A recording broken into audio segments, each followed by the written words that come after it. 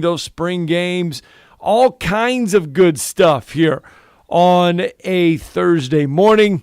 But the topic that has a lot of people talking across the country is Clayton Kershaw yesterday. It was the seventh inning, perfect game on the line. He had thrown just 80 pitches, struck out 13, and they take him out of the game. Dave Roberts pulls him out of the game. Clayton Kershaw afterwards says there's bigger and better things ahead for him. It's all about winning games right now, not about all of the glamorous stuff, but a perfect game on the line. Should he have been taken out? Should he have not been taken out? That is the question that people are asking this morning. Well, I mean, early in the season, you see these kind of things where they're not ready to stretch a guy's pitch count out even into the 90s or nor 100 pitches. So I understand the logic. Plus, Kershaw has not exactly been the picture of health the last few years. He's broken down some.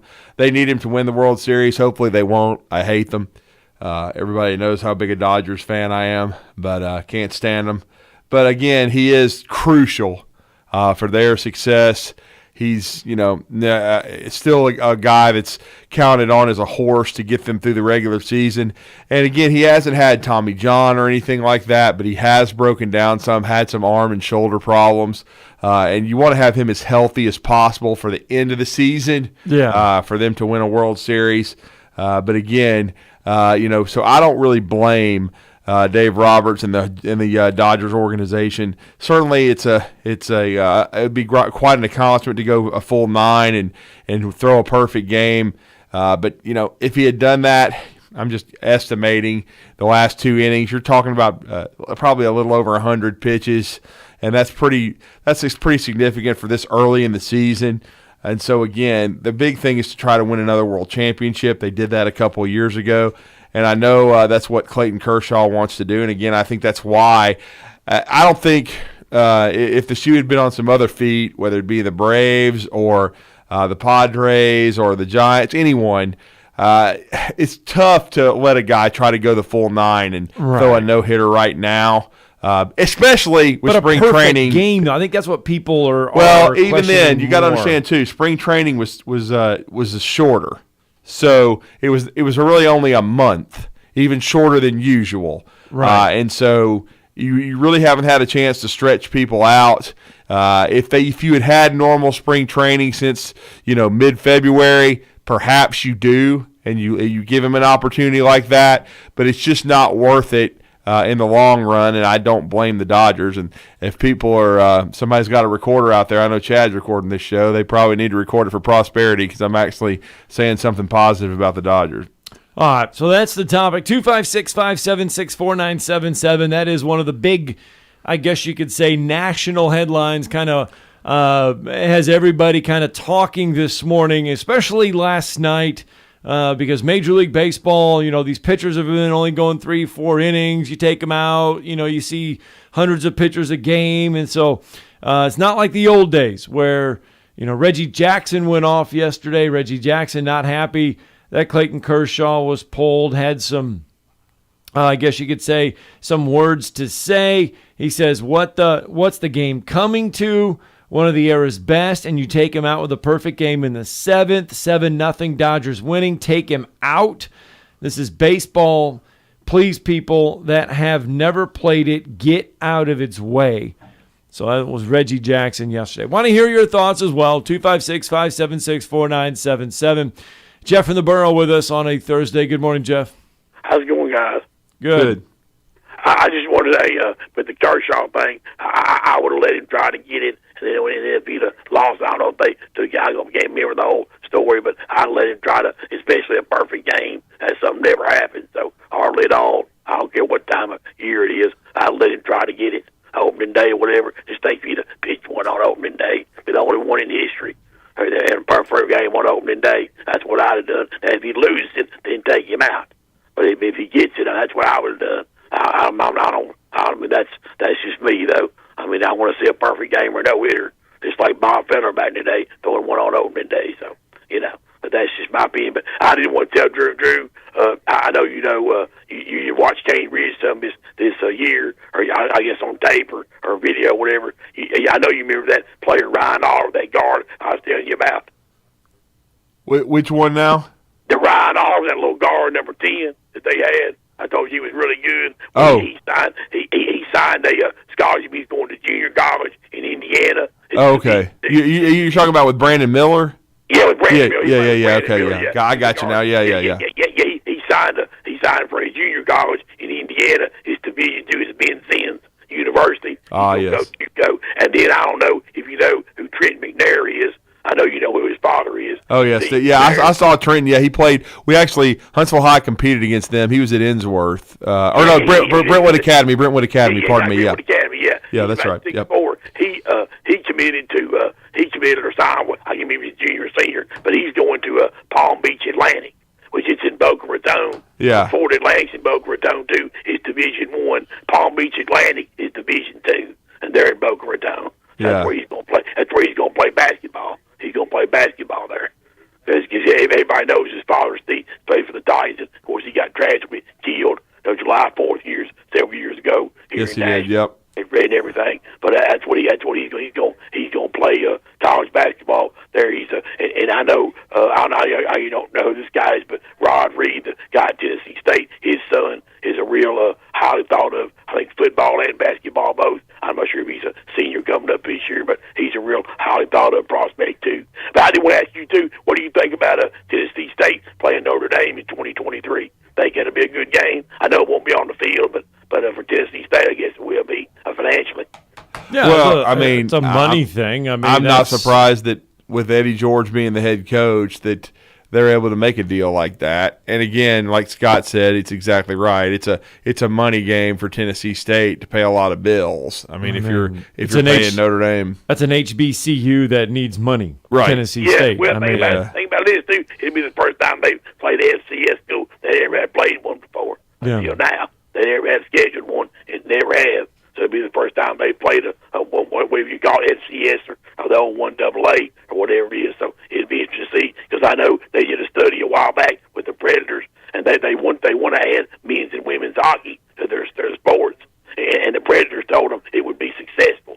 But they said they wanted to a place to play. They think they can do that, but they want to know who they can schedule and things. But that's what the athletic director wants to do. I think it's a money pit myself. I think it is. But we know firsthand here. I mean, UAH tried to do Division I hockey. Yep.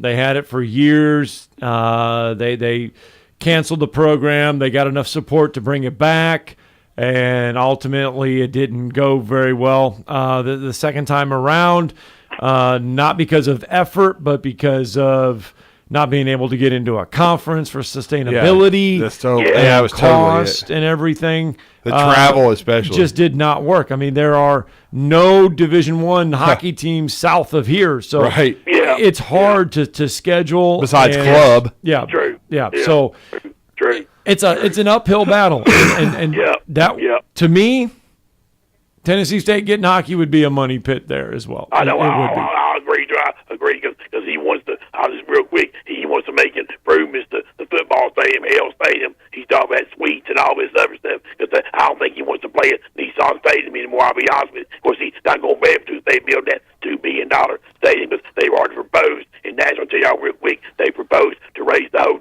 motel tax by 1%. There's a guy that owns a bed and breakfast. He said it wouldn't benefit him, and he said when he renovated his place, the government didn't help him, didn't subsidize him. He paid every penny of it. His business. He said, why should the government be subsidizing the Titans? Because the mayor of Nashville said, we're not in the stadium building business. We're not going to do that. And the governor's already proposed $500 million if they put a roof on it. Of course, they're going to do that so they can get to events and things. But I just want to let y'all know those couple basketball things, guys. Thanks, y'all Jeff. Have a great Easter weekend. See y'all. All right. Jeff in the borough with us. Thank you. 256-576-4977. All right, other college football news. JT Daniels has himself a new home again and again. JT Daniels heading to West Virginia to play his college football. And his father, now these are interesting comments right here. His father told reporters that The reason why he chose West Virginia, Drew, was because the relationship with Graham Harrell set the stage. He says between Graham and Neil Brown, they feel like they have everything they need at West Virginia. His father went on to say they feel like they have a quarterback that can help win games, not just manage them. JT can do that in this offense. Yeah, I mean, Graham Harrell, I believe, was at USC when JT had been, and Neil Brown, offensively, his approach is a spread attack, wanting to throw the ball quite a bit. So far, JT has been star-crossed in his career. He had a solid freshman year when he reclassified, tore up his knee and missed a year, tearing his ACL early in his second season. By the time he got back, Keaton Slovis had established himself. They let him battle it out. He lost the job. He lost the job. He lost the job. I mean, I just say that over and over again because people act like he was a Heisman Trophy winner that got wronged. That's not what happened. Is that taking shots, though, at Georgia? Well, yeah, by saying when they're talking about managing the game, right. Because at Georgia, even though you've seen Stetson Bennett throw the ball 30-plus times a game, they don't throw it down the field a lot. Look, man, Jermaine Burton would not be going from Georgia to Alabama. He won a national championship ring with the Dogs. He would not be going to Alabama except for the fact that he's not being utilized the way he thinks he should be. Okay? It doesn't mean that the approach is wrong. It just means it's the way they play football. They play it a different way. They throw the ball to the tight end, man. They run the football. They don't throw the ball vertically a ton. Okay, and so I think I saw a stat the other day that was pretty stunning that Georgia has not had a 1,000-yard receiver since 2002. Yeah, we're going to go over some of those numbers. I got some of those numbers later in the show. That's all you need to know. I mean, Alabama's had a ton of guys that have gone over 1,000 yards. The receivers don't catch the football as much as they think they should, and that's why he left. It's why JT Daniels, because look, I'll give Kirby credit for this.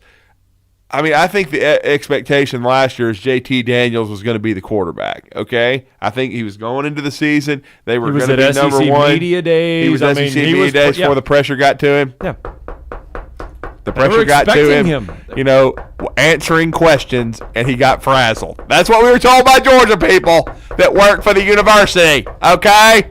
He got frazzled answering questions. But anyway, that is true. So, we were all incredulous. But anyway, and I'm just saying, he got a little bit nicked up. He was hurt at the start of the season. You remember he played in the first game against Clemson, put up modest stats.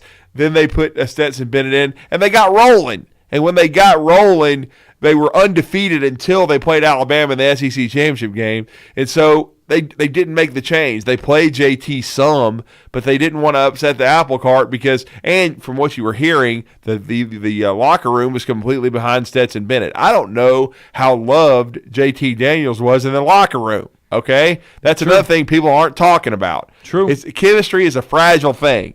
And so I don't blame Kirby Smart for sticking with Stetson Bennett. They were winning. Now, as soon as Stetson played poorly and they lost to Alabama, people were wondering, are you going to go to JT Daniels? But to me, by then, it's too late because you're that late into the season. You got to dance with the horse who brung you.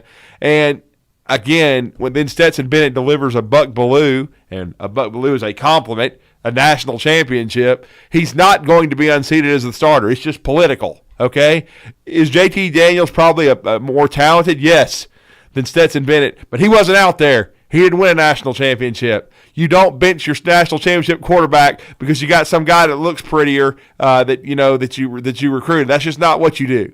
Not if you want to have a sustainable program. Okay, and plus Stetson Bennett grew up wanting to be a dog. JT Daniels is from the land of Joe Biden. Nobody cares about that. You know what I'm saying? And I'll be honest. He's been fragile too, okay? Right. He's had the knee. He had the injury last year.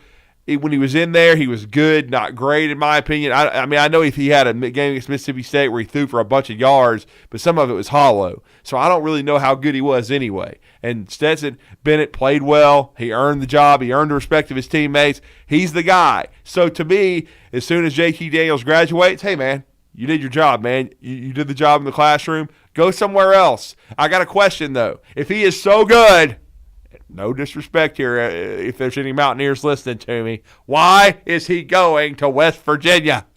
That's what I'm asking. There you go. All right, let's go to the Neighbors Wealth Management Hotline. Mike is with us this morning. Good morning, Mike. Good morning, guys. How you doing? Good. Morning, Mike. Hey, just a couple points. First off, back to Kershaw. Yeah. As a lifelong Braves fan and fellow Dodgers hater, I wish they'd let him throw at least 40 more pitches because the guy always breaks down at the end of the year. Yeah, good point there. Yes. I do, but, now, on the other hand, if I'm a coach, I'd probably take him out because earlier there are bigger prizes at the end of the year that they're focused on. And that's what Kershaw said. Second point. Exactly.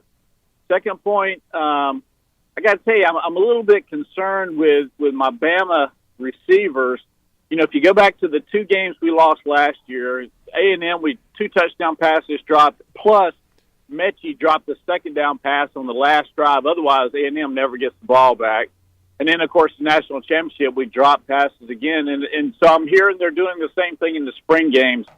I got to tell you, I'm a little bit concerned right now with my Tide coming into A-Day.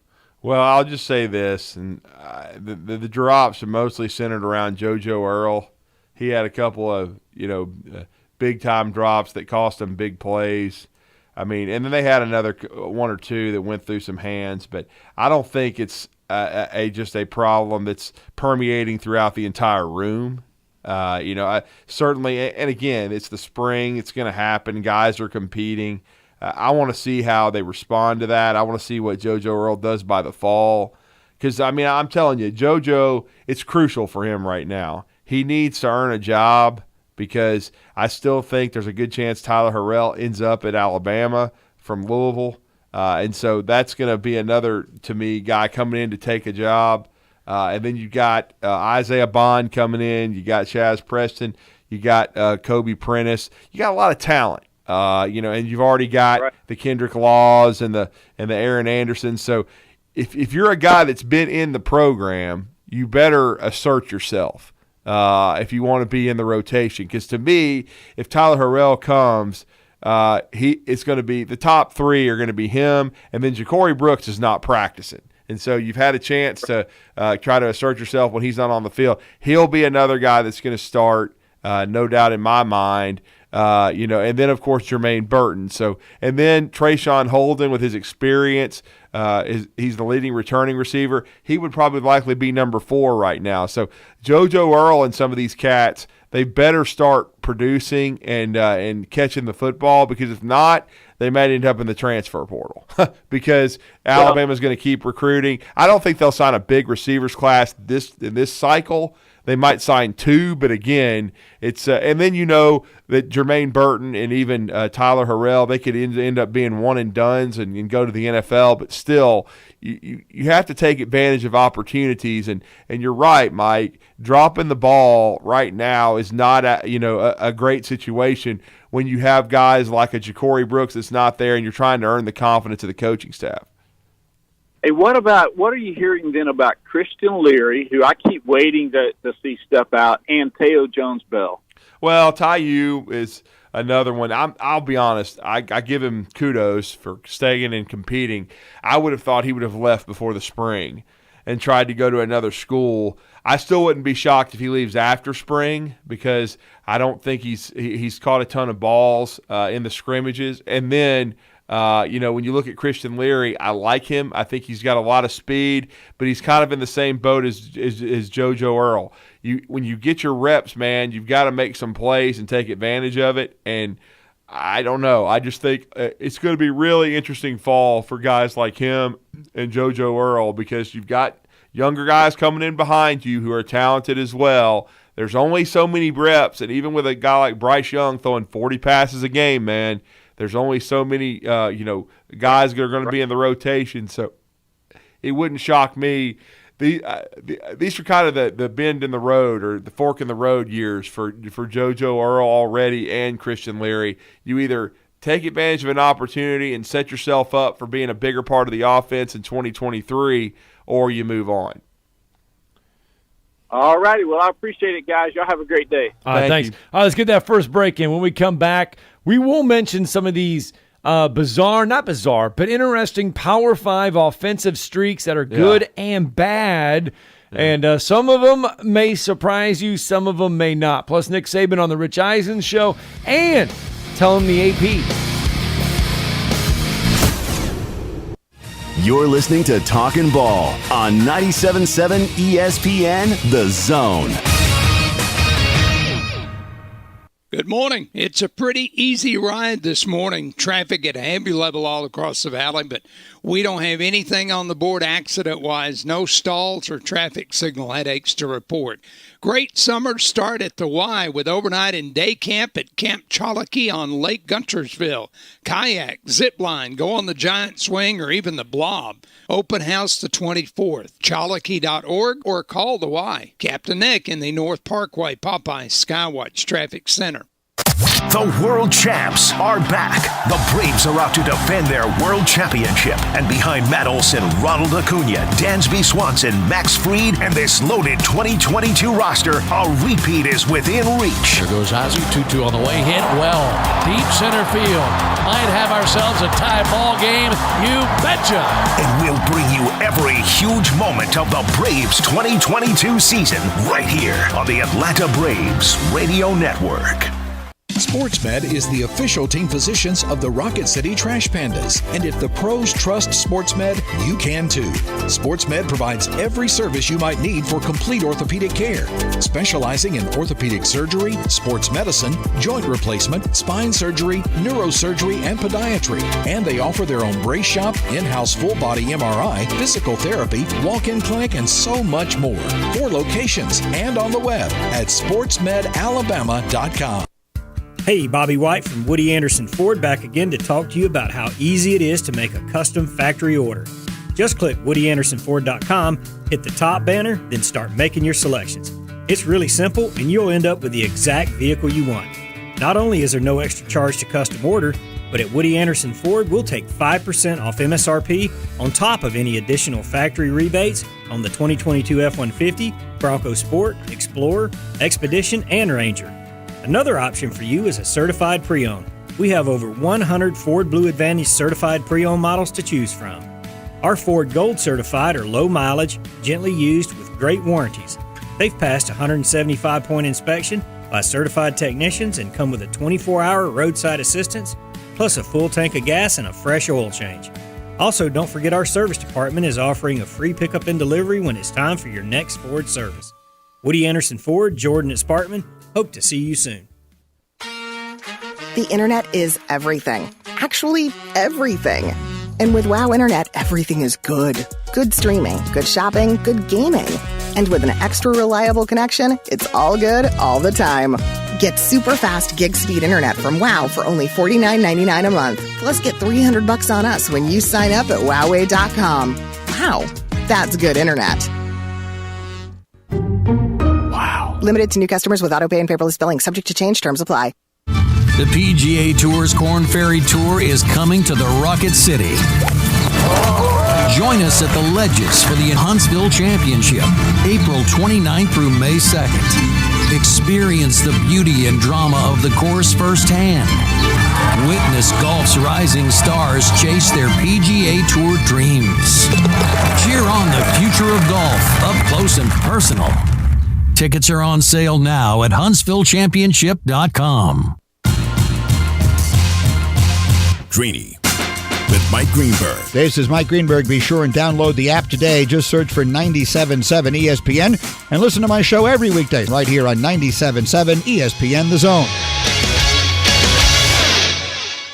This is Chuck Oliver. Listen to me coming up at noon today. Now, back to Talkin Ball with Scott Theisen and Drew DeArmond on 97.7 ESPN The Zone. All right, welcome back. Talkin Ball, 97.7 ESPN The Zone. And we were mentioning a little bit of some offensive numbers in college football, some streaks in college football that may or may not know who actually has the longest streak or who has not had a certain production coming from their offense in a long time. 1,000-yard rushers. Could you try again? Siri's trying to help as well. Do you know who has, in college football, the longest current stretch of 1,000-yard rushers? The longest current stretch of 1,000-yard. At one time, Auburn had a long one under Gus Malzahn, but I know near the end of his tenure that fell through. It's not a Power 5 school. Yeah. So I didn't think it was Auburn anymore. No. That's interesting. So you're saying it's Division I. It's Division I. It's not a power. It's a group of 5 school. Right. A group of 5 school. Pulled off one of the biggest upsets in college football history. Okay. That when you say that, it's got to be Boise State, right? Not Boise State. It's Appalachian State. Oh, here we go. Eight, I guess it'd be 8 straight seasons with a 1,000-yard rusher. Yeah. Second on the list is Buffalo with 4. Wow. Buffalo, interesting. Third is Alabama. They have 3, and then North Carolina's with 3. So those are your top. See, the streaks are just not very long because Auburn's was longer than that at one time when they had it rolling under Gus. So the longest streaks among the Power 5 schools without a 1,000-yard rusher. These are the schools that have not had a 1,000-yard rusher and the date. Washington State has not had one since 2005. Now, keep in mind, Mike Leach was there for most of those years. Yeah. Okay. Purdue has not had one since 2008. Rutgers has not had one since 2012. Florida has not had a 1,000-yard rusher since 2015. Tennessee has not had one since 2015. And Texas Tech has not had one since 2015. All other Power 5s have had a 1,000-yard rusher at least once since 2016. Very interesting. Yeah. Now, 1,000-yard receivers. Take a guess who has the longest active streak of 1,000-yard receivers.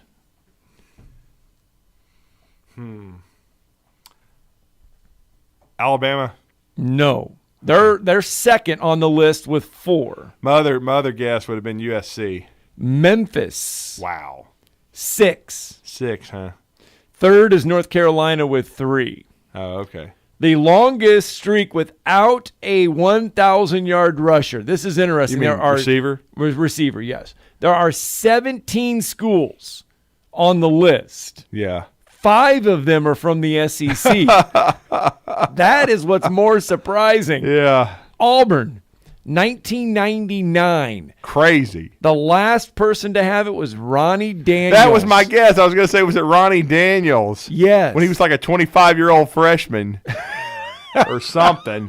He was. He played baseball. Okay. Yeah. Next on the list, there's not in order, but there's another name on the list, Florida, 2002. And that was in the end of Coach Spurrier. I mean, even Urban Liar didn't have a 1,000-yard receiver. You want to take a guess who would be at Florida 2002? Man. Take a guess. Take a stab in the dark on this one. I'm thinking here. I mean, I know Ike Hilliard and all them were long since done. Yeah. Oh, Lord. It's on the tip of my tongue. Go ahead and get it. Taylor Jacobs. Yeah, I see. It started with a T. I knew it did. But he didn't even play that long in the NFL, but I was trying to remember. Yeah, I got you. Georgia, in its school history, has only had one person with 1,000 yards, and it came in 2002. Terrence Edwards. He was good. Very, very good. So that's the last time and the only time Georgia has had a 1,000-yard receiver. Yeah. All right. Vanderbilt, 2013. This one you should know. I know, and I'm going to throw up. It's Jordan Matthews. Boom! Right here, former Madison Academy standout. And I'm not disrespecting Jordan at all. I'm just saying that Alabama and Auburn should not have gotten out of the state. I mean, him and Earl Bennett, if you want to know how bad Alabama was at one time, before Nick Saban showed up with Earl Bennett from Inslee High School, just stick your head in the toilet, man. He was a cousin of Cornelius, was not recruited by Alabama, was going to go to Kentucky and then flip to Vanderbilt, and he and Jay Cutler lit it up in the mid-2000s. Oh, it was That's just it's sad. And then Jordan Matthews, his only big-time Division I offer was Vanderbilt. But see, that was before Madison Academy got it rolling, and they regularly had kids of that talent. Right. And he had an amazing career. All right, the other SEC school on this list, South Carolina. South Kakalaki. 2014 was their last 1,000-yard receiver. Mm-hmm. Pharaoh Cooper. Wow. Other schools on the list without a 1,000-yard receiver, Georgia Tech, Kansas, Iowa, Rutgers, Boston College, Michigan, Utah, Wisconsin, Arizona, Duke, Illinois, and Kansas State. Now, I'm not surprised by Georgia Tech. I mean, they're in a bunch of that. They ran the freaking option. Demarius Thomas was the last Georgia Demarius Tech. Thomas. 1,000 yard. Okay. Yeah, we hate that. 3,000-yard passers. Yeah. There are two schools that have the current stretch, the longest current stretch. Memphis and SMU with 8. Really? I would have 8 seasons. I would have been the only thing is though he's been hopping around. I would have bet it wherever Leach has been, but he's been at different schools. All right, the other ones, the longest without a 3,000-yard passer in the Power 5, you have just one or two SEC schools on the list. Mm-hmm. One could go away this year. One would have to be Kentucky, right? One is Kentucky. Yeah. 2010, Mike Hartline. Oh, wow. The other one could possibly go away. And we talked about it yesterday or the other day because of expectations, and that is Tennessee. Mm-hmm. 2012, Tyler Bray, the last 3,000-yard passer for Tennessee. Hendon Hooker could change all of that this year. It might have if he had been the quarterback earlier in the season last year until he finally took over. Yeah. Oh, my bad. There are 3 SEC schools on this list. Yeah. The other one probably won't change this year, and that is Georgia. 2013, Aaron Murray, the last 3,000-yard passer in What is Georgia. the common denominator in all this? Georgia is not an offensive juggernaut. Why do 5-star players keep going to Georgia? That's all I want to know, especially quarterbacks. You're going to a place that will not develop you. Well, let me understand that. No 3,000-yard passers, no 1,000-yard receivers. You just don't. If they didn't have Brock Bowers, they would have been in massive trouble last year, but they did. But again, it's about development, and Georgia has not shown the propensity, nor has Kirby, to develop quarterbacks and wide receivers. Does he develop running backs? Yes, he does. Does he develop tight ends? I guess, even though I just think Brock Bowers is a freak of nature. I mean, Isaac Nott ended up being a flop. But, I mean, even Kirby with his offensive ineptitude can't screw up Brock Bowers. He's too good, I mean, he'll be a top 15 pick. Wisconsin has only had one 3,000-yard passer in school history.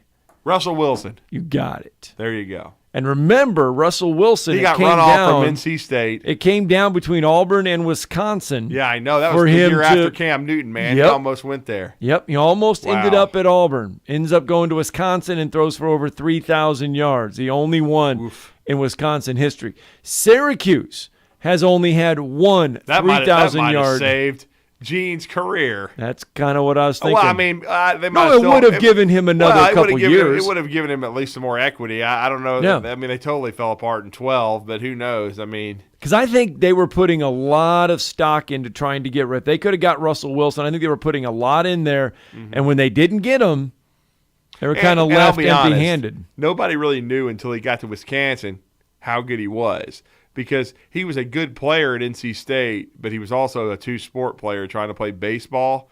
And so I think it kind of took away from it. And that's the reason NC State, their administration, their coaching staff, basically encouraged him to leave because they had Mike Glennon, who's still playing in the NFL himself. Yeah. But, they didn't know how committed Russell Wilson was to football. Because it was baseball, football. Yeah. He was still drafted, I believe. Yeah. Doesn't somebody still hold Russell Wilson's rights I think on the so. baseball side? I remember that. Yeah, I think they do. But that's long since gone. He's going to be a Denver Bronco trying to save their franchise again, like Peyton Manning did at the end of his career. Other schools that have not had a 3,000-yard passer, not surprising, Georgia Tech. They've not had one since 2001. Mm-hmm. Rutgers, Kansas, Iowa, Boston College, Duke, Syracuse, Georgia, Illinois, and Kansas State. Some of those other schools. Well, it's the same schools. It's just kind of funny with 1,000-yard receivers and these quarterbacks. They don't throw the football. So that's, like I said, those are some offensive numbers and some streaks that I thought were kind of interesting there that people have not had. I mean, I don't know. I mean, is this the year Auburn crosses off that 1,000-yard receiver list? Do they It doesn't look stop like the it streak unless since somebody 99? comes out of nowhere. Yeah. And they have a quarterback have an exceptional year, and then a receiver have an exceptional year. It's interesting. All right. And it's interesting, too, because you would have thought in 2010, with that year that Auburn had, unbelievable, 14-0 winning a national championship, that Darvin Adams would have had it. I think he was just under the 1,000 yards. Yeah, it was really close. Yeah, I he think. was really close, yeah. I want to say, he was less than 100 yards, I think.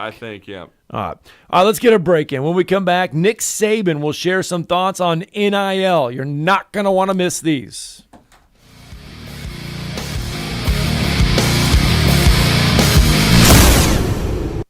You're listening to Talkin Ball on 97.7 ESPN, The Zone. Just got a wreck on Highway 53. This one's going to be right at Douglas on the southbound side. No injury, and they're pulling it to the side of the road till HPD can get there. Everything else looks good this morning. I don't see any other snags. You be careful on that ride in. Dr. Sandman has the Somnodent, a safe, insurance-approved alternative for snoring and sleep apnea. Dr. Randall Sandlin, 350-CARE. Captain Nick in the 72 and Jeff Popeye Skywatch Traffic Center.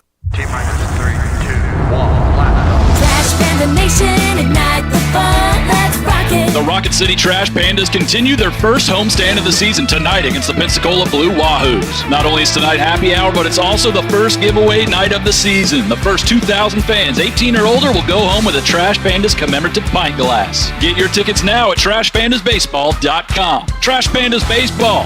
Have a blast. Let's rock it. Hey there, Bob Baumhauer here. Baumhauer's Victory Grill is your big game headquarters all fall long. And with our new fall features, every day is game day at Baumhauer's Victory Grill. Try our pregame starters, including our homemade onion strings, always fresh hot lips, and our all-new Buffalo Dippin' Chicken appetizer. Our main events include incredible chicken, fish, and shrimp selections, always featuring local Alabama Gulf seafood. And don't forget our Sunday Blitz, 11 to 6. Baumhauer's Victory Grill. Legendary fun, legendary food.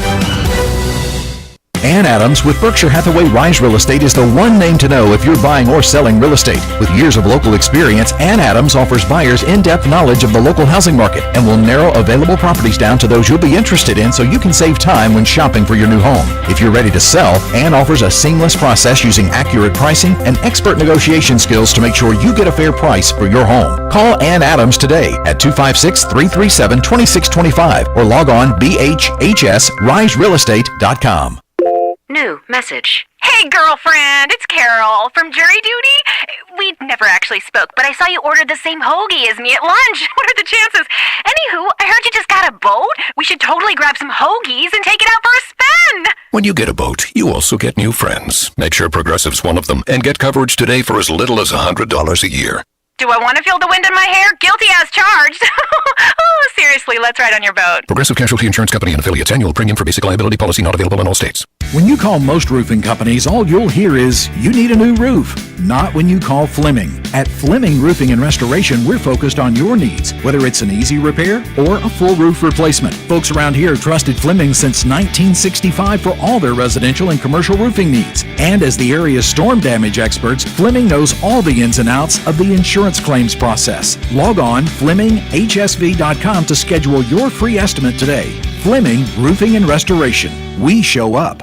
This segment of Talkin Ball is brought to you by University Kia, the #1 volume Kia dealer in the state of Alabama. Located online at universitykia.com.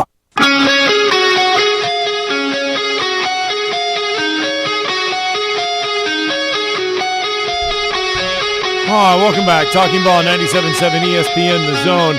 Nick Saban, Alabama head football coach.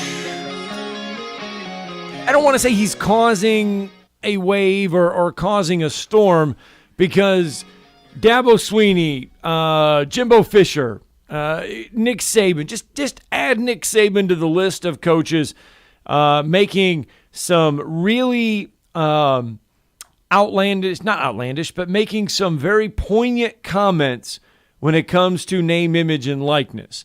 Nick Saban telling the AP some comments, but he also joined the Rich Eisen show yesterday to make some more comments on name, image, and likeness. Here's the coach.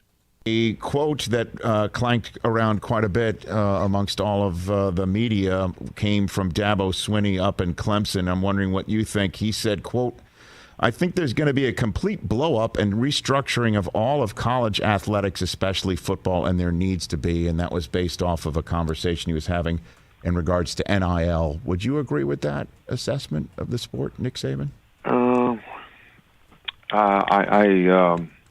I think there's some concerns in the direction that we're going. I think it's a combination of things. Probably, name, image, and likeness is a great concept, and it's very good for the players, and I'm all for it.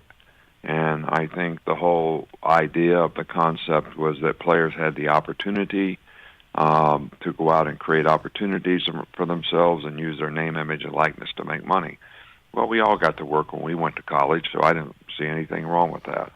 I think where it makes it crazy is people start these collectibles where you raise money, from your alumni to basically support a marketing group to pay your players. That's creating opportunities, and I don't think that was anybody's intention. And if you use that to enhance the transfer portal to get somebody to come to your school or to get a young player to come to your school, then, I think that's where, there's some unintended consequences of, what the original good idea of name, image, and likeness was really intended to be. So, and I think that's going to create a little bit of an unfair playing field. Everything we've always done in college is, try to be equal, so you have some kind of equal parity, competition, whatever. So will there be some changes? Maybe. Do I have the solution?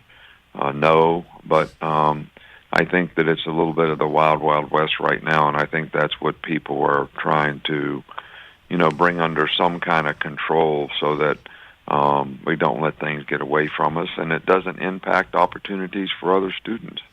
I mean, there's a lot of student athletes that get an opportunity to improve the quality of their life because they play college tennis or softball or golf or whatever, and those aren't revenue sports, but they're sports that, people gain opportunities, and hopefully we can keep the integrity of college sports so that they all continue to get opportunities to compete as well as, improve the quality of their life by getting an education. Well, how does this adversely affect your program? Because, I'm sure those who heard your answer or when they hear it will say playing field, Alabama, obviously, you have won more than you have lost. How does this affect Alabama and affect your figurative playing field, Nick? Well, Saban? we're doing everything we can not to let it affect it. So we're going to try to adapt and do the things that we need to do so that we can continue to look. Our whole program here is about developing a platform to help people develop personally, academically, and athletically so they can have more success in their life because they were involved in the program. And so developing a career off the field, developing a career on the field, those are things that we've been really, really good at. So we're going to continue to try to focus on those things, because the long-term value that we can create for a player is much more of an asset to the future of players than what they're going to make in name, image, and likeness or whatever. So we're going to continue to, have an excellent platform for people to be successful, and we'll adapt and do the things that we need to do to be able to continue to be competitive. And all right, that's a little bit of it's about a 5-minute conversation between Rich Eisen and Nick Saban, but Nick Saban basically said the same thing there as what he pretty much said the AP. I mean, alluding to the fact that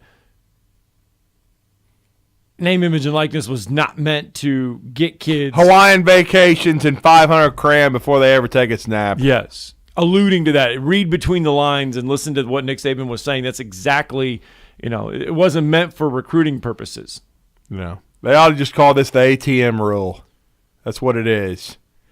I mean, that was not the what the rule was put in place to do, was pay kids before they ever freaking do anything. And then if these kids are busts, how do you recoup your money?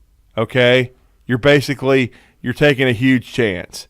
These kids should not, they should have opportunities like Nick Saban's talking about. If the university raises money like High Tide Traditions, like this week we've seen Will Reichert sign, we've seen Ty Simpson sign.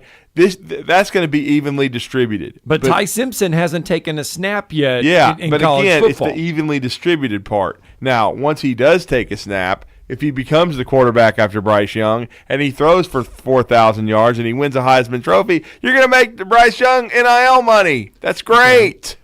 But you need to earn it, though. But should we look at the Ty Simpson thing, though, differently? I mean, because, what has he earned at Alabama up to this point? Well, he's earned the right to put on the uniform, and with High Tide Traditions, and this is what he was signing. This is some walking around money. This is not Hawaiian vacations and $450,000 to perhaps never take any meaningful snaps in a game. Right. We'll see if Walter Nolan. Yeah, they should just call it the Walter Nolan rule. Maybe is he going to be the real deal? He's supposed to be. He's supposed to be a great player. Perhaps he will be. But again, and then Nico. Iamaleava, I think I got it. But anyway, there are all those rumors about him with $8 million. I mean, are you kidding me? He hasn't taken a snap yet. But Tennessee's trying to compete, and they're trying to put together aggressive NIL deals so they can recruit. But it all goes back to what Nick Saban said earlier this week. It needs to be regulated. There needs to be some checks and balances so this is not like the NFL where you're out here trying to, in other words, when they in free agency, man, some of these cats, they just take the most money. And they're right. But that's not what they were supposed to be. That's not what college athletics was supposed to be. And I think these kids deserve to make money. I've always said it. Right. About 25 years ago when I was in a class at Calhoun, one of my speeches, I took a speech class, and at that time, I never would have thought that I would be in a career where I would talk all the time because I was terrified. But my whole speech was about kids being compensated because of the money they generate for the universities, so they deserve it. But I never would have been for, okay, pay this wide receiver Evan Stewart, Evan Stewart, whatever the hell his name is, $800,000. That's what's going around. The rumor that's going around. That's not that's not what the rule was built for, right. Man. You got a chance to enhance your name, image, and likeness. Like if Stewart goes out here, and we just talked about 1,000-yard receivers. If he's a 1,000-yard receiver as a freshman, make that money, bro. But he shouldn't be making it before he ever takes the snap. Well, and here's the thing, though, too. I'm wondering how much of this name, image, and likeness stuff is actually real. Yeah, and that's I'm wondering how much is people saying, "Oh, guess what? So and so's getting this, that's and a good so point. and so is getting this." And once it hits message boards, it's like a wildfire. Yes, well, with the Brian Harsin stuff with his personal life, grows. Some of that stuff. Yeah, I'm wondering how much is actually real, right? And how much if we really started, it's almost like chasing ghosts. Yes. Yeah. Yes. I'm wondering how much of it is really real. Mm-hmm. That's what I want to know. No, and I don't think we'll ever know. Because who's going to disclose? I mean, you don't have to disclose it. But the thing of it is there's going to be a reporter. There's going to be somebody along the lines that'll get down to the end of this because that'll become public record because I guess it's because it's going to be taxable. You're going to be able that's the thing. These guys are going to have to, once they get all this name, image, and likeness money, if so-and-so is making $1 million on name, image, and likeness, they're going to have to pay taxes on $1 million. That's another great point, because that was what some people were saying earlier, like some coaches around the country and administrators, like, yeah, this NIL's here, and you might make a boatload of money, but this is not like a Pell Grant. Nope. It's not, you don't get taxed on a Pell Grant, bro. I remember Lenny Acuff telling us one time that, hey, look, these kids get a cost of living stipend, X amount of dollars, and they get something, all this. It's all tax-free. These kids don't pay taxes on that money. And it's like, I think that educational thing that Nick Saban was talking about, if you make good grades, you're able to give the students money. I think that money is tax-free. I think. Oh, I would almost be a positive it was. Yeah. I think that is tax-free. They don't have to pay taxes on that, so they're getting the whole entire amount. This name, image, and likeness, if you're getting $100,000 from $500,000 in Hawaiian vacation, guess what? Uncle Sam wants a little bit of that money too, and welcome to the real world, son, because you're gonna be paying something. Marketing firms probably paying those taxes, even though they're not supposed to. Yeah. So that is an interesting. I mean, there's a lot of different avenues. There's a lot of different things that you can go on this, and you can take this. All right, we are just about done. All right, Shane Sean, real fast. Well, actually, no. Shane Sean will get to you for about a minute coming out of the break. Yeah, stay with us. Yep, stay with us. We'll be right back. Hour 2 of Talking Ball set to kick off next. Yep.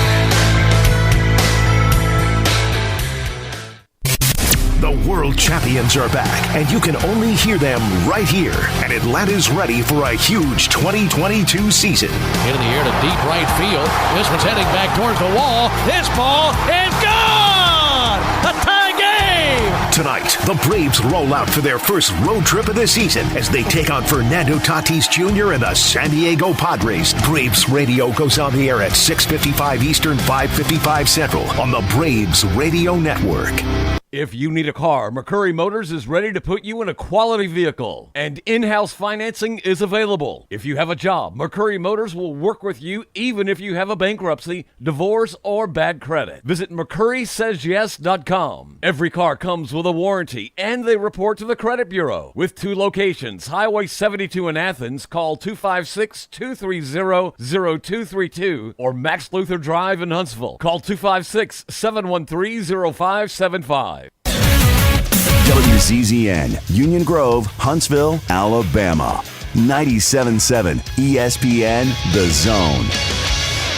Got a wreck at Madison Boulevard and Slaughter Road. HPD rolled up on it. They do not want to report there.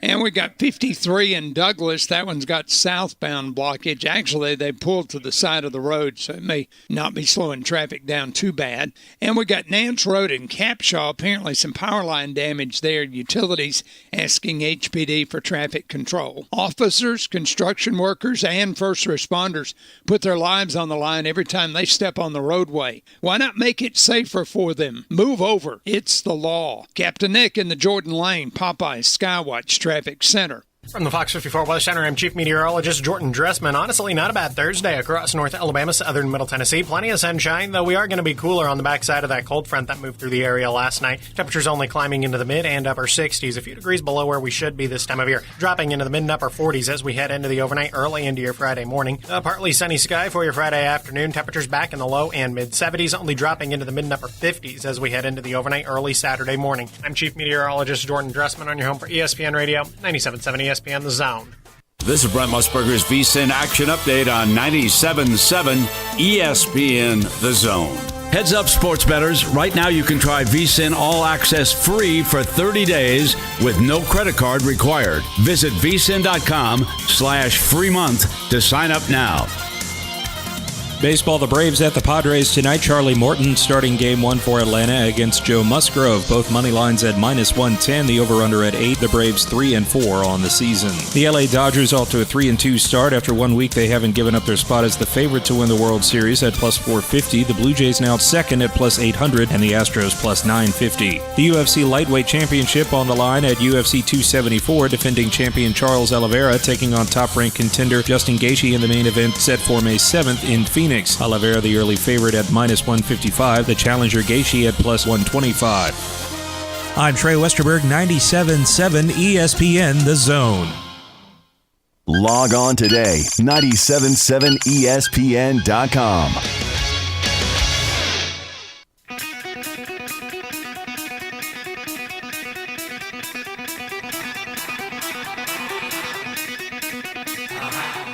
Welcome to Talkin Ball with Scott Tyson and Drew DeArmond. Call into the Neighbors Wealth Management Hotline now, 256-576-4977. That's 256-576-4977. Now, here's Scott and Drew. Get hour 2 of Talkin Ball, 97.7 ESPN The Zone. And before we bring in our first guest of the morning, and that is going to be Hunter Royer talking a little UAH baseball. Let's get to Shane Sean real fast on the Neighbors Wealth Management Hotline. Good morning, Shane Sean. Hey, good morning, guys. I'm sorry I didn't realize you had a guest on. No, you're good. You're good. All good, bro. Y'all may or may not know this question. You was talking about Pell Grants and not having to pay taxes on it. Yeah. Are these kids that are getting these big NIL deals still getting Pell Grants? I believe they are. I think so. I would, because again, you're not guaranteed any NIL. Yeah, yeah. It's not like because you get an NIL deal, the X stops. You still get. I still think you get your cost of living. I still think you get, and you get the academic money. You get the cost of living. You get a lot of this stuff. Plus, you get the NIL deal on top of that. Man, I'm not guaranteed my next paycheck next week. My boss can fire me any day, and my kids still can't get a Pell Grant because they say I make too much money, and there's no way. Yeah, that's one of that. That's another sticking point. Yep, no doubt. Oh, you're right, Shane Sean. You're right. And I know y'all got to go. I'm not griping about it. Don't take it that way. I just don't see when they sign these papers. They know they are getting these NIL deals. They're set up front. So, I mean, it just don't make much sense to me. Well, that's why I want to see. I mean, we don't know the exact numbers. I mean, we don't know exactly how much is getting, and that's what it's interesting. I mean, a lot of this, it could be, I don't know. It's an interesting time. It's an interesting time in college football. What about this? What if they was to make it to where you could not have an NIL deal set up, talked about, or anything until you were actually on campus, and you have to actually earn a starting spot before you can even get anything like that. Well, I don't think they'll ever be able to regulate it where it's a starting spot, but you have to. To me, I think it ought to crank up. After your freshman year or something to that effect, or after you've officially been a part of a spring practice, something to that effect. I don't think you should be able to get anything coming out of high school. Yeah, that's kind of what I meant. I mean, I said starting spot, but I meant just a spot you actually on the team. Yeah.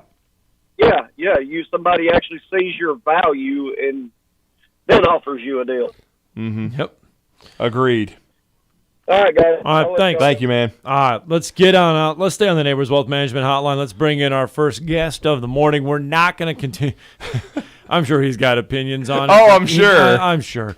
Anyway, though, time to talk a little college baseball, courtesy of our good friends over at SportsMed Orthopedic Surgery and Spine Center. Yeah, we certainly are. We're going to bring in, for the past decade, plus the head baseball coach of the UAH Chargers, great friend of ours, and of course His son, Grady the Greek's a huge part of our show during football season.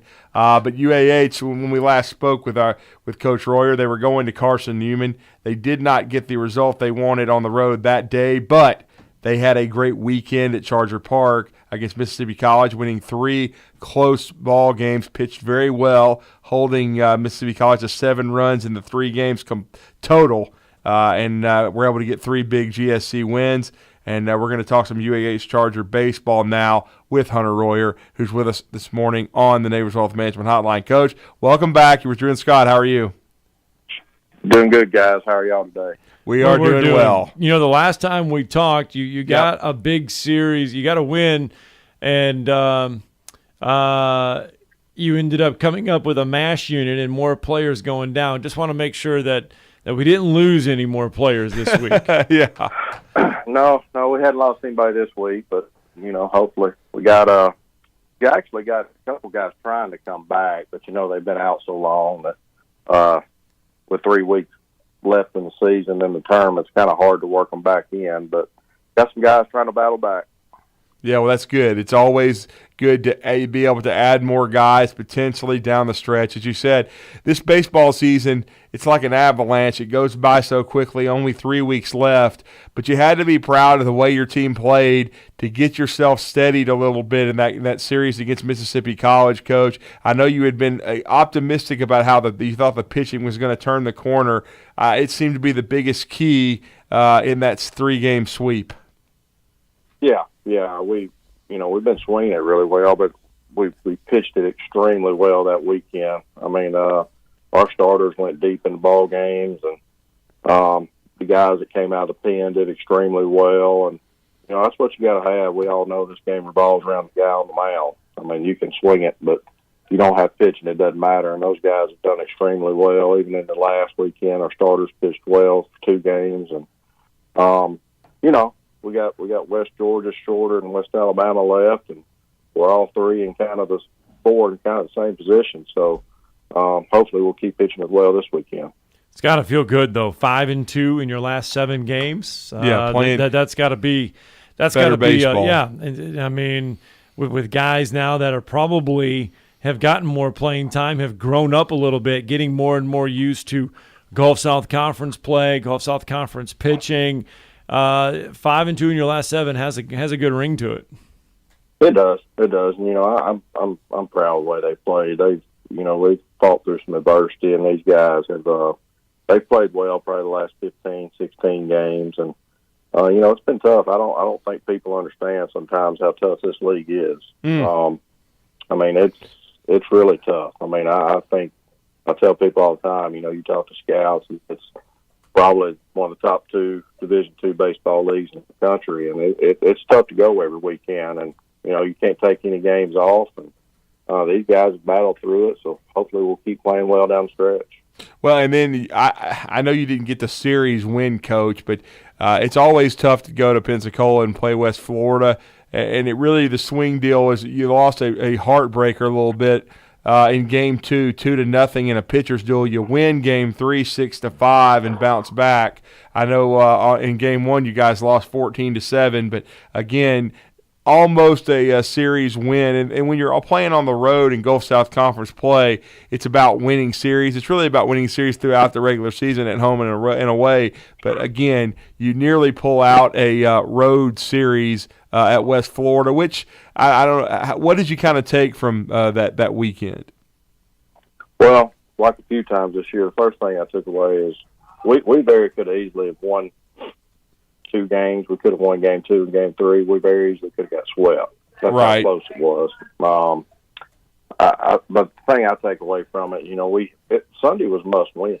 Mm-hmm. I mean, let's just call it like it is. I mean, we had to win that game. And Connor Brooks, Sr., went out and pitched extremely well, got deep into the game, and got some big hits early. And, we executed. I mean, that's the thing we didn't do in Game 2. We kind of messed up a couple of bunt situations, and we didn't do that on Sunday. We played the short game really well. But, we played good defense. I think probably if you look at the past month, our fielding percentage is probably really high the last month. and that's getting some guys settled and things like that. But I think the guys just continue to battle. I mean, that, like I said, that was a must-win situation Sunday. No question about that, Coach. And and now you've got West Georgia coming to Charger Park this weekend. Only thing it would be a little bit worrisome right now, though, would be the weather. Yeah, and we've actually moved it around a little bit. We were supposed to play one Friday, 2 Saturday, and we've moved it up to tomorrow. We're playing 2 tomorrow starting at noon, then we're going to play the third game Saturday starting at 12, and if we have to move it up back, we will. Because it's important we get these 3 games in. Win, lose, draw. We want to get these 3 games in, give our guys and give their guys every opportunity to win a series, not split and just play 2 games. Well, talk about West Georgia a little bit. What do we know about the Wolves? They can swing it. They got maybe the best offensive player in the league, Brody Wortham. He's really good. He's been there. I think he's hitting a little bit over 400 this year. And, Robert Coleman, I believe, is going to be there. He'll probably throw game 1 for them. And good pitcher, really good pitcher. Been there a couple of years, with COVID and stuff. So, we're just going to play. We're going to play sound, fundamental baseball. But it all starts on the bump, man. We're going to pitch well, and it kind of Charger Park's kind of, these days like tomorrow, it's probably going to be blowing out about 15 miles an hour. So, and the next day be blowing in about 10. So, hopefully we can swing the bats well. I think if that's the case, it may be an offensive weekend, and we're going to have to swing the bats well. If you look at the standings, this is a ginormous series. Yeah, this is huge for both teams coming in 9-11 in conference play, and only a game back of Lee, and just a couple games back of Shorter. Yeah, it like I said, we're all jumbled up together. It's been a year where, I'm going to tell you, I think for the first time ever, I told somebody last night on the phone, I honestly believe 8 teams get in the conference tournament. I think this may be the first time ever I thought the 6th or 7th team could really win the tournament. Because I think a lot of the bullpen pitching is about the same. It's jumbled up, and it's going to be fun down the stretch, and that's why you play. I mean, that's what I keep telling these guys. I mean, you play for those games. You play to be in those tough situations, or at least that's why you should do it. You should enjoy it and embrace it. So, I think they're looking forward to it, and they're ready to roll. Yeah, and as you said, Coach, you've got this 3 games at home at Charger Park against West Georgia. Either you're trying to get in, you host Young Harris, on Tuesday next week, but then it's a huge road series at Shorter, who's a couple of games ahead of you in the standings. Yeah, and they got one of the, Shorter has one of the best pitchers of all time in the league. He actually set the conference strikeout record last weekend for career, and he's really tough. He's really tough, and they're good on the mound. It's tough anytime you go on the road. I guess that's the same no matter what sport you play. But just having to get up in the hotel and go through a little different routine. But first things first is West Georgia. One thing I would like to mention, probably don't get enough recognition. Tyler Self, one of our guys. He's a pitcher for us, and he broke the school record a couple of weeks ago in strikeout. So really proud of him and the career he's had. No doubt about it. And then, Coach, offensively, I know you said your team has been swinging it pretty well and continued to, have a good approach offensively. What's going to be the key against an offensive ball club like you just talked about at West Georgia? That's really the strength of their team. Well, for us, I mean, I think it's going to be just timely hitting. I mean, we're going to, and I think we're a little better right now with how our team is set up. I think we're a little better putting some things in motion, hitting and run a few times a game, maybe slash if we can. I think we're better when we're doing that right now.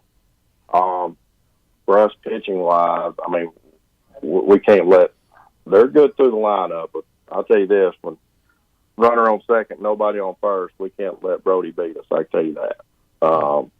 That can't happen, no matter what.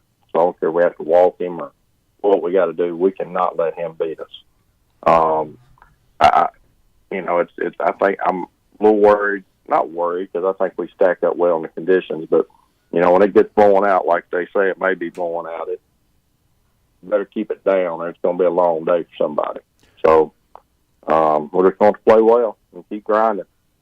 Well, Coach, I mean, if you look at the Gulf South Conference stats, I mean, is it surprising? Are you surprised to see that as a team, UAH leads the Gulf South Conference in batting average at .313?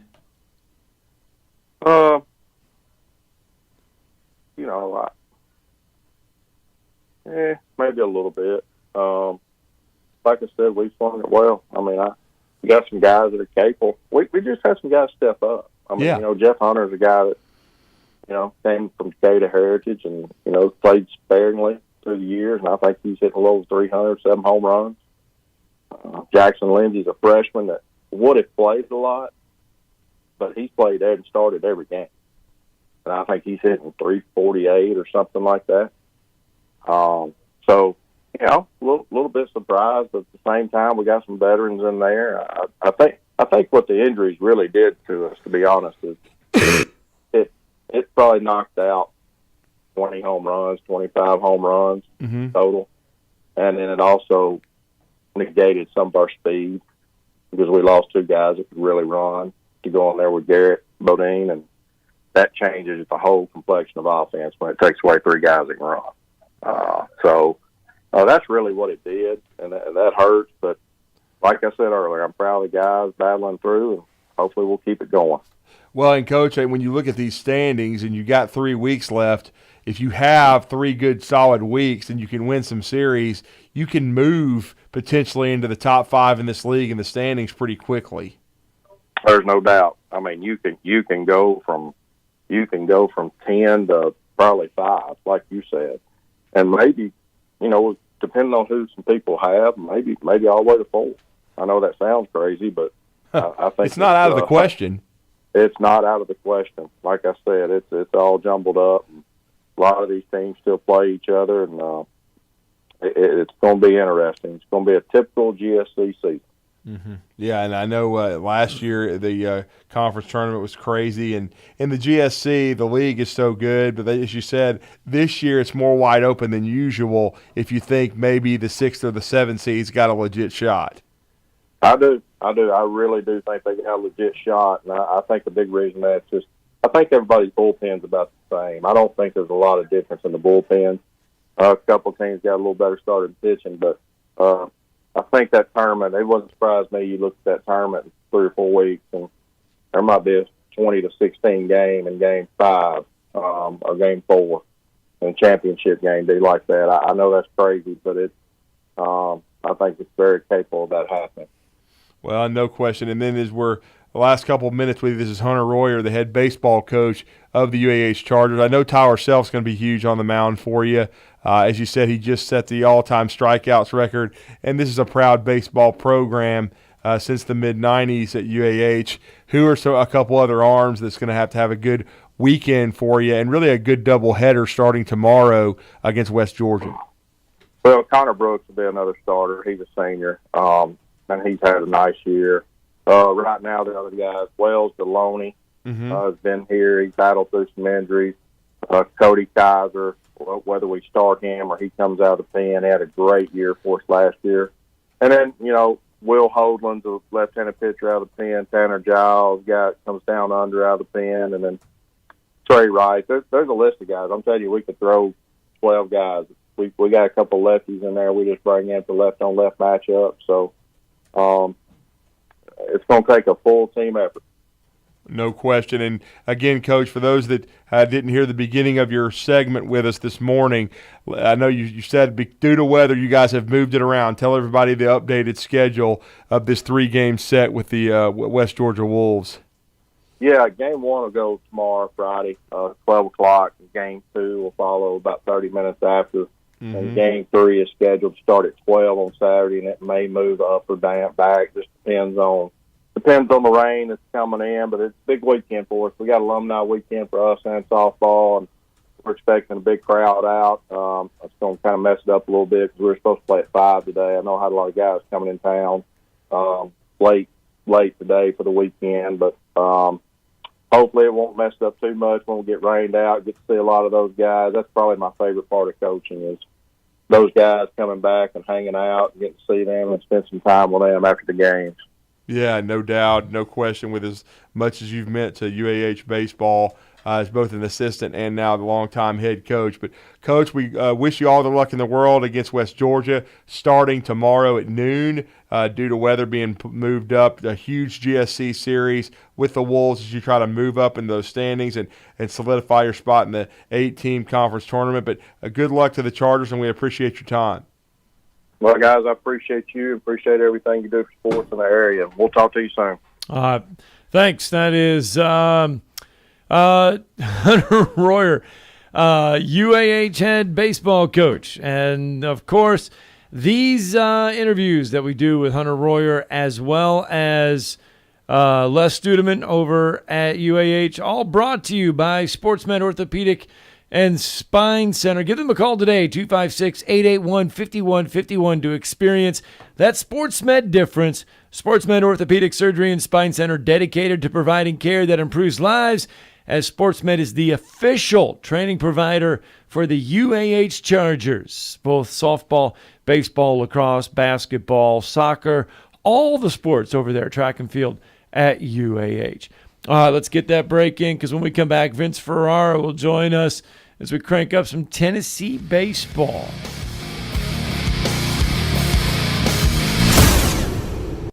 You're listening to Talkin Ball on 97.7 ESPN The Zone.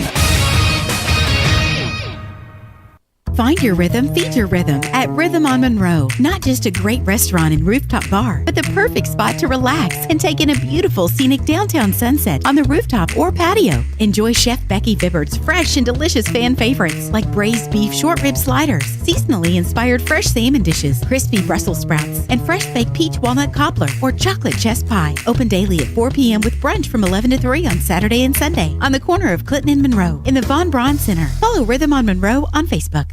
The kitchen is the heart of any home. It's where the family gathers. It's where kids discover old recipes and make them their own.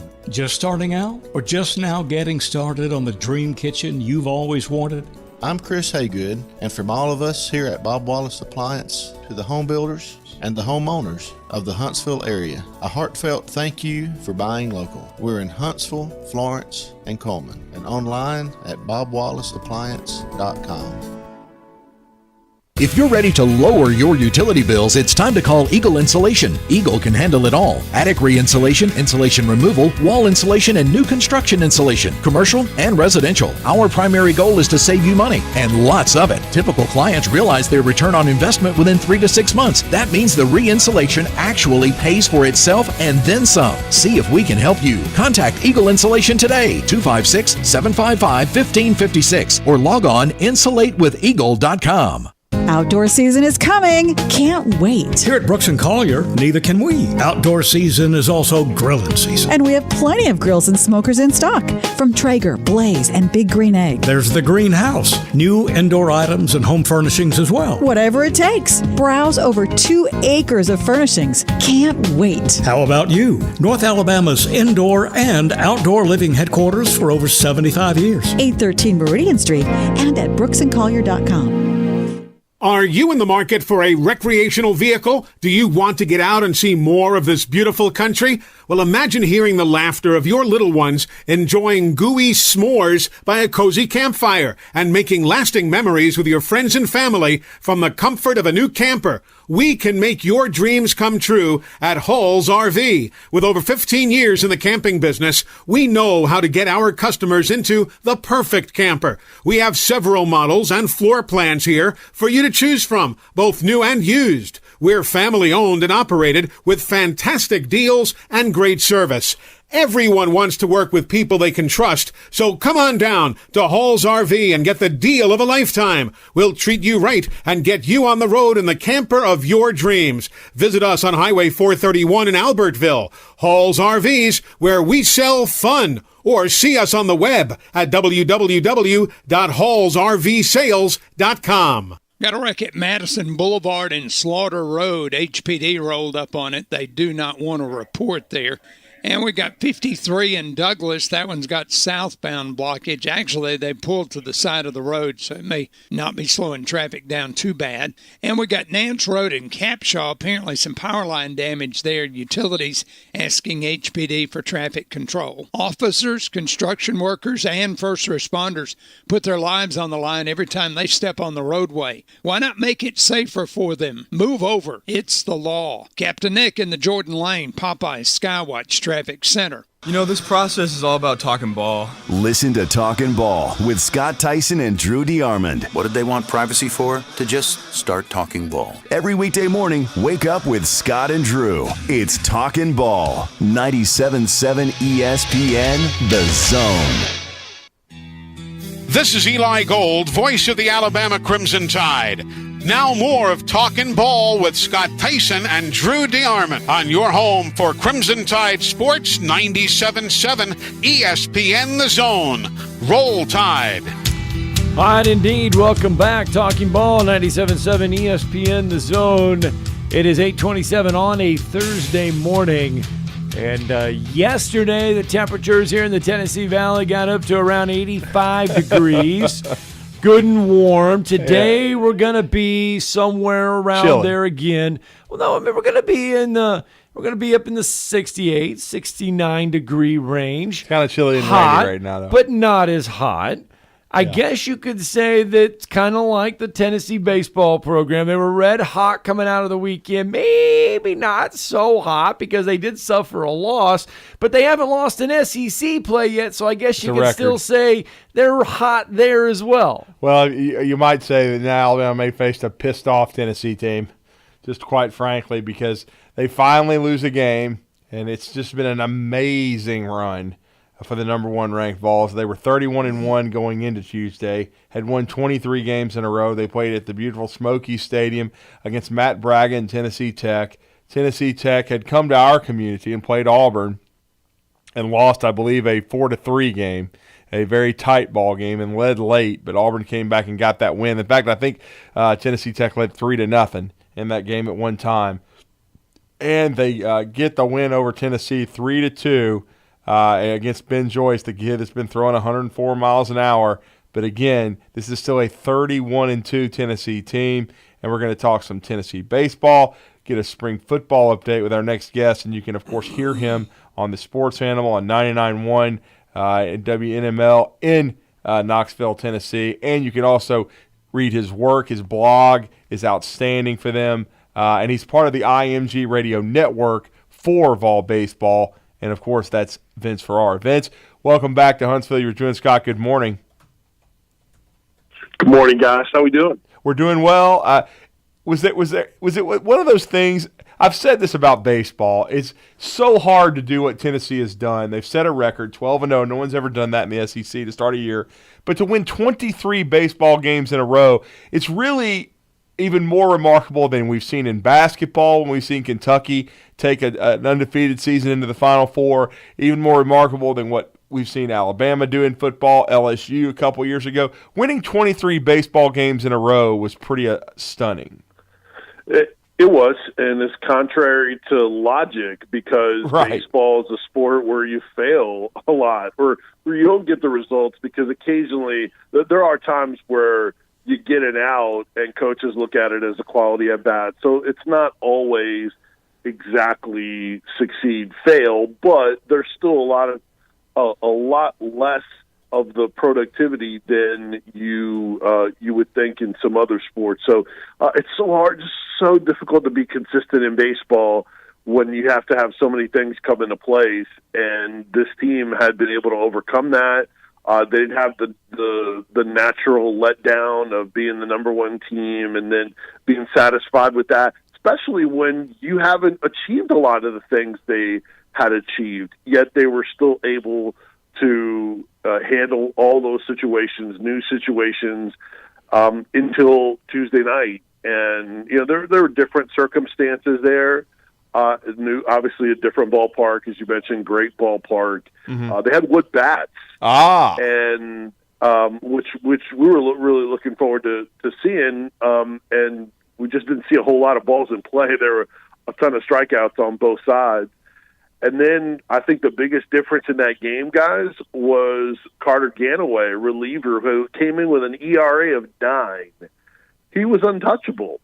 And he was throwing a lot of breaking balls to Tennessee, a lot of spin. And Tennessee, wasn't able to make contact early. Then he was getting an extended strike zone. So now Tennessee hitters aren't as patient in taking those breaking balls and forcing him to hit the zone because he's getting a lot of calls outside the zone.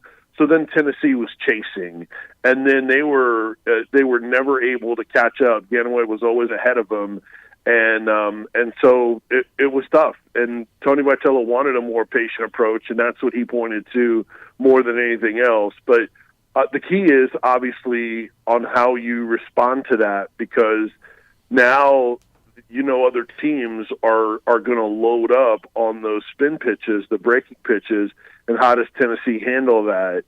So it's the first real test that we've seen. They handled the loss to Texas fine. Obviously, they went on the 23-game winning streak, which was one short of the longest for an SEC team. 24, Texas A&M did it once, so it's a shame they couldn't get to that. But, yeah, you get into conference play, that's the big thing. But honestly, even with us being stunned they were there, it was still stunning to see them even trail late in the game, much less end up losing that game. Well, I mean, shoot, Vance, we're talking about one loss. I mean, Sure, you're going to lose one in baseball. I mean, it's going to happen. I mean, these guys play so many games, it's inevitable that you're going to slip up once in a while. But and you mentioned, hey, teams are probably now going to try this against Tennessee.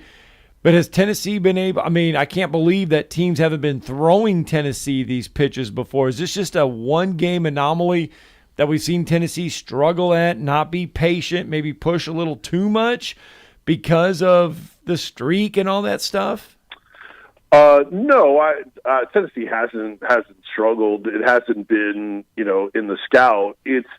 They're a really good hitting team all the way across. They're one of the best offensive teams in the country. So Jordan Beck, from around the area there, that's most of what he gets.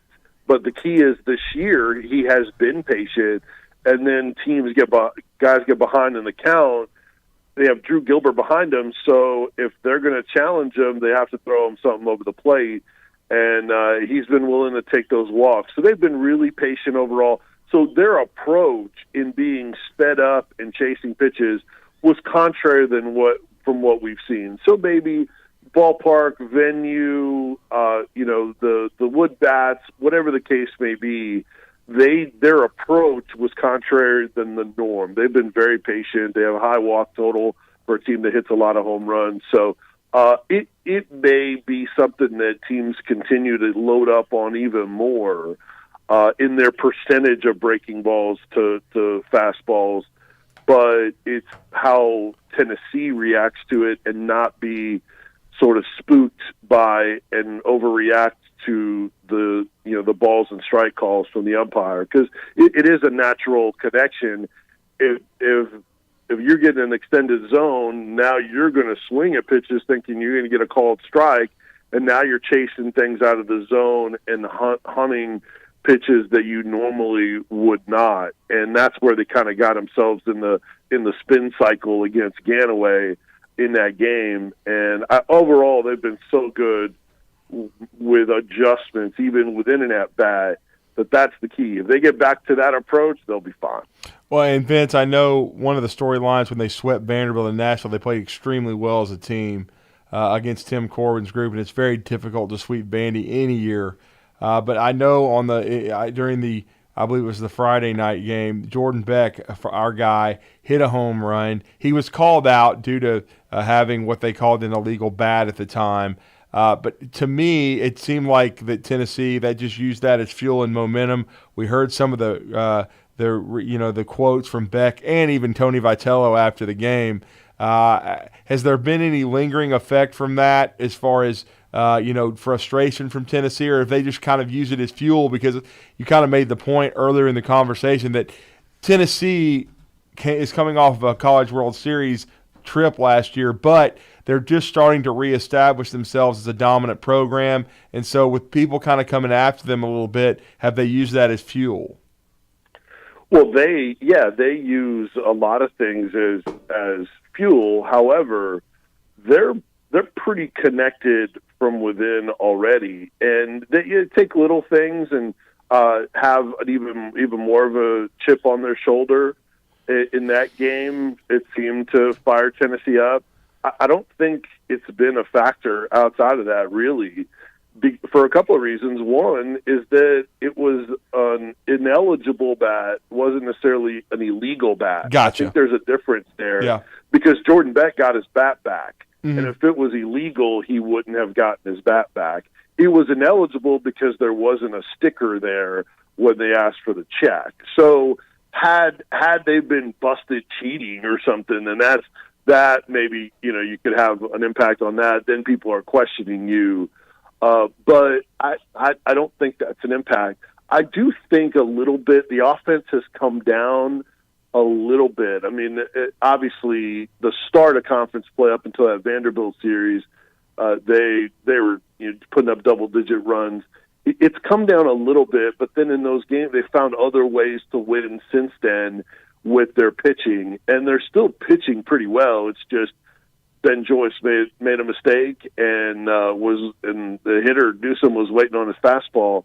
And that was those were the first earned runs that he's given up all year. So again, it was very different. I don't think really that situation has any impact on them right now, though. Mm-hmm. Well, now they did get it. Now they get a series with Alabama, and despite losing a regular or a midweek game, and lots of times though these midweek games they're very tricky anyway, because some of these midweek teams, we may see them in the NCAA tournament down the road. I mean, they're usually very they're very, very good teams.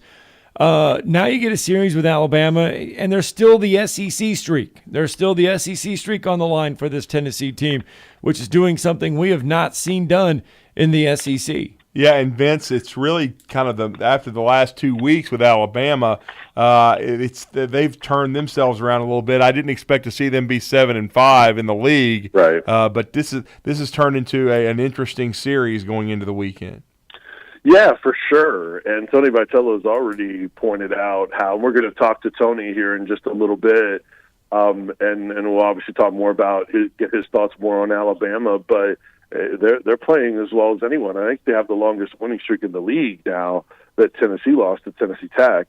Another crazy thing that was contrary to norm, and it happens, is Tennessee Tech started the season 10-0. They were 5-12 since. Wow. They're 2-4 in OVC play, but you face a hot pitcher that is able to have success, then a lot of times that'll hunt you down and be an advantage for you. So, Alabama's done a really nice job. I've honestly said that I think they're the surprise of the league this year and what they've been able to do in conference play. So, obviously a little bit more success, overall at home, but then they had the road sweep of Ole Miss, so that catches your attention also. That can do a little bit of everything. So I'm curious to see how Tennessee responds, especially on Friday. And another reason is because of Chase Burns, their freshman starter. He didn't get out of the third inning in his last start last weekend. Tennessee still won that game against Missouri. They had to come from behind both Friday and Saturday to win those games. So how does the freshman who's coming off of his worst start, how does he respond as well? So you got a little bit of bounce back within the bounce back for this Tennessee team, and so Burns has been electric with his stuff. A little bit off and flat with that last start, and Tony Vitello didn't waste any time and going to the pen because he's got so many guys. So that's what was the difference against Mizzou in the series is. When both teams had to go to the pen a little bit earlier, Tennessee had arm after arm after arm that would hold things down, and then in innings 6 through 9, they outscored Mizzou the first two nights 15-1 and rallied to win. So does Alabama? I don't know if they have the depth of arms that Tennessee does. They'll be better than Missouri, I think, out of the pen. So it'll be interesting to see how the two teams can get to the finish line this weekend with all the quality pitching depth that Tennessee has had. Well, and I think it'd be a victory for Alabama to get a game. I mean, I know it sounds funny, but Tennessee already being 12-0 and being at home as well, they have not lost at Lindsey Nelson Stadium. So if Alabama could get a game, they just don't need to lose 3 games in the standings, because they gained 3 against Ole Miss last week, and you don't want to drop 3 straight. Of course, but Tennessee, they want to keep rolling. As right now, they've got a 4-game lead in the standings, which is nuts because a few weeks ago, Tennessee, when they took over the overall lead in the standings in the league, they hadn't been alone in first place in the overall league standings since 2005. Wow. Now here they are with a 4-game lead over Arkansas and Florida and all these teams. Just nuts. But yes, I agree with you. Alabama can build off of at least taking 1 game. They take a series off of Tennessee. I mean, look out with the confidence that you can build off of that. And I think if you get one early in the series, then you're giving yourself obviously a greater chance to win the series. And then now Tennessee, they were to get the Friday game. Now Tennessee is looking at adversity they hadn't dealt with all season, and now you wonder about confidence. Honestly, I don't.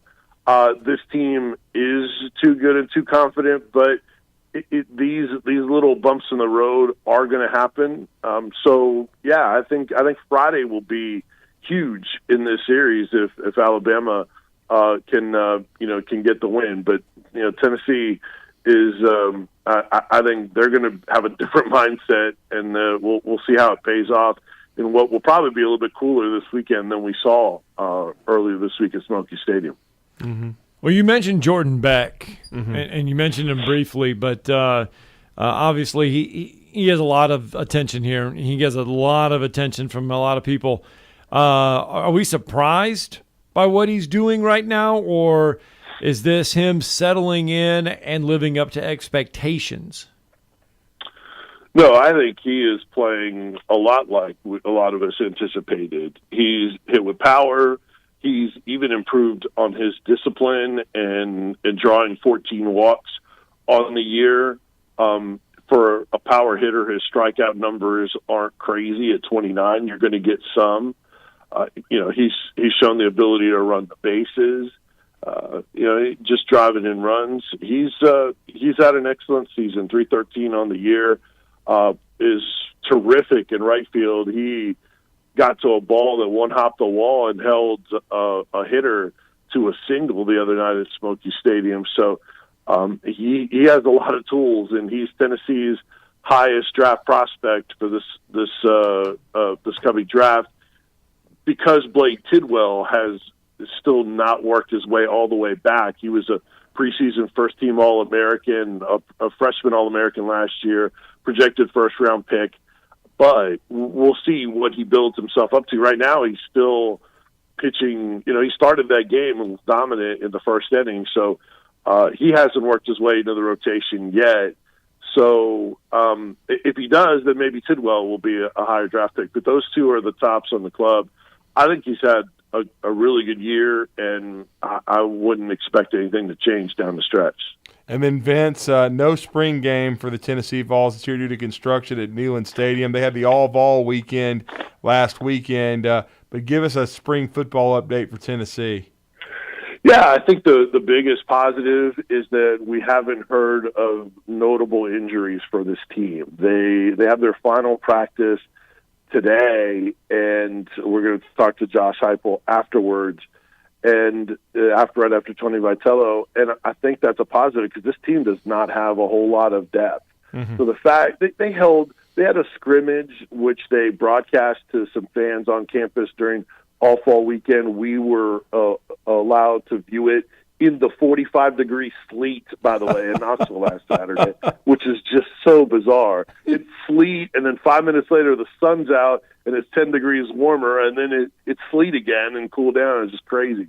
But I think in watching the scrimmage, and I've been at every practice so far, I I think that this Tennessee team has developed some young wide receivers. They've got 4 freshmen, including Marquarius Squirrel White, who's a speedy guy that a number of SEC teams wanted, and he gives them that run after catch potential that they lost with Velus Jones.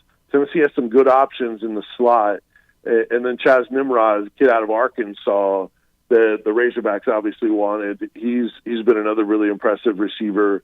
And then the leadership and the culture have been talked about and evident all practice. I know those are things that can just be thrown around, but this team, you guys, when they're talking about one another and they're talking about their teammates, it's different than kind of the coach speak that you could tell you were getting with Pruitt and sometimes Butch Jones with guys that they didn't like being there. They like playing for Josh Heupel and this coaching staff right now, even though those guys, some of those coaches are really hard on him.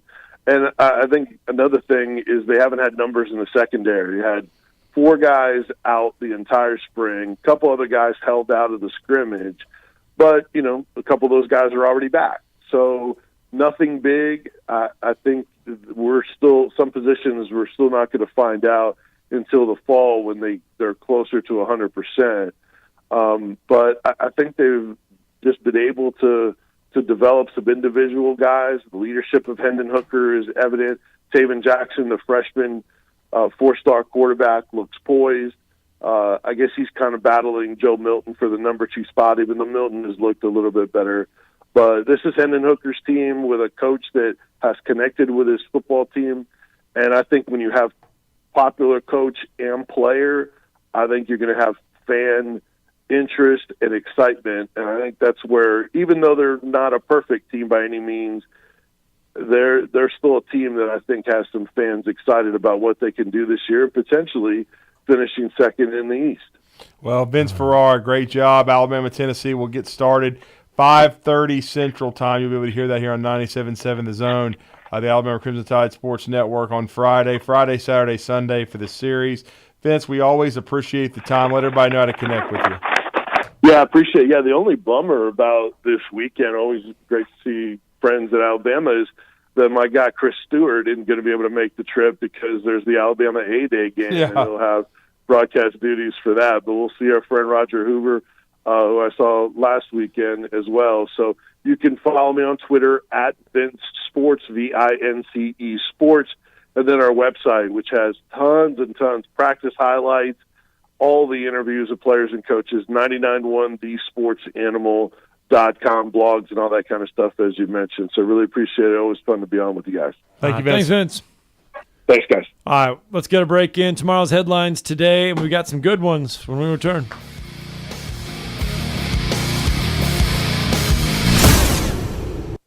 You're listening to Talkin Ball on 97.7 ESPN The Zone. Got a wreck at Madison Boulevard and Slaughter Road. HPD rolled up on it. They do not want to report there. And we got 53 in Douglas. That one's got southbound blockage. Actually, they pulled to the side of the road, so it may not be slowing traffic down too bad. And we got Nance Road in Capshaw. Apparently some power line damage there. Utilities asking HPD for traffic control. Officers, construction workers, and first responders put their lives on the line every time they step on the roadway. Why not make it safer for them? Move over. It's the law. Captain Nick in the Jordan Lane, Popeyes Skywatch Traffic Center. Tom Luganbill here for my friends at Woody Anderson Ford. Bobby White and his team take great pride in their service department, and you can see it the moment you walk into those beautiful new service lanes. And just like a championship team, they all work together to make sure your experience is second to none, whether you drive a Ford or not. Also, check out the gold certified pre-owned inventory at Woody Anderson Ford for great deals every day. Stop by and see them at Jordan and Sparkman or at Woody Anderson of Madison on Hughes Road, or visit WoodyAndersonFord.com. The world champs are back. The Braves are out to defend their world championship. And behind Matt Olson, Ronald Acuna, Dansby Swanson, Max Fried, and this loaded 2022 roster, a repeat is within reach. There goes Ozzie, 2-2 on the way, hit well. Deep center field. Might have ourselves a tie ball game. You betcha. And we'll bring you every huge moment of the Braves 2022 season right here on the Atlanta Braves Radio Network. Hi, my name is Takia, and a little thing that I love about the Smokehouse Barbecue Bacon Sandwich is when I take a bite, it's the perfect blend from the bacon to the cheese. It's perfection. Hey, I'm Katora, and a little thing I love about the Chick-fil-A mac and cheese is it kind of melts in your mouth, so you know it's creamy, cheesy, and delicious. This gooey mac makes me cheese every time. Order dinner delivered on the Chick-fil-A app today. Delivery fee and other restrictions apply. Real guests paid for their testimonials. This is Wes Neighbors talking to Chris Haygood of Bob Wallace Appliance. Chris, what sets you apart from other appliance dealerships? Wes, these appliances are going into the most used room in your house, your kitchen. The way we have these appliances displayed, it's easy for you to visualize how they'll look in your home. Wes, what sets us apart is the people. They're well trained. In fact, they live and breathe these appliances. And if you need service, you'll really appreciate our parts department. Contact Bob Wallace Appliance at 256-533-2121. Hi, everybody. Eli Gold here. Right now, indoor air quality occupies top-of-mind awareness for families and business owners. Rick Smith and the trusted professionals at Environmental Comfort Systems can take care of your indoor air quality concerns with their state-of-the-art indoor air quality solutions. Environmental Comfort's indoor air quality systems remove 99.9% of airborne contaminants so you and your family can breathe clean, fresh air. If anyone in your family suffers from allergies, or if you just want the security of knowing the air you breathe inside your home is free from viruses, bacteria, pet dander, dust, and odors, Environmental Comfort Systems are the professionals to call. Environmental Comfort also carries state-of-the-art, high-efficiency comfort systems that increase home comfort, keep humidity in check, and help you save money on your energy bills. Give my friend Rick a call or visit them online at envcomfort.com and breathe cleaner air today. Environmental Comfort Systems, Alabama license number 92314. I'm attorney Gary Lackey. You know, you'll hear people say we're like a family, but here at the Lackey Law Firm, that's really true, not just a saying. I'm Justin Lackey. With my father and my sister, we have a special connection to each other. I'm Jennifer Lackey. At the Lackey Law Firm, when we take on your case, you become part of our family. You really do. And we'll always do whatever it takes to get everything you deserve. If you're injured, you worry about getting well, not about paperwork or insurance companies or figuring out how to get to your lawyer's office. I'll come to you. We worry about your case so you don't have to. When you've been injured, we know that your case is probably the biggest thing going on in your life. More important than almost anything else. And it's important to us too, for one simple reason. Family takes care of each other, and at the Lackey Law Firm, we'll take care of you. The Lackey Law Firm. The Lackey Law Family. 1-800-4RIGHTS. No representation is made that the quality of the legal services to be performed is greater than the quality of legal services performed by other lawyers. This segment of Talkin Ball is brought to you by University Kia, the #1 volume Kia dealer in the state of Alabama. Located online at universitykia.com.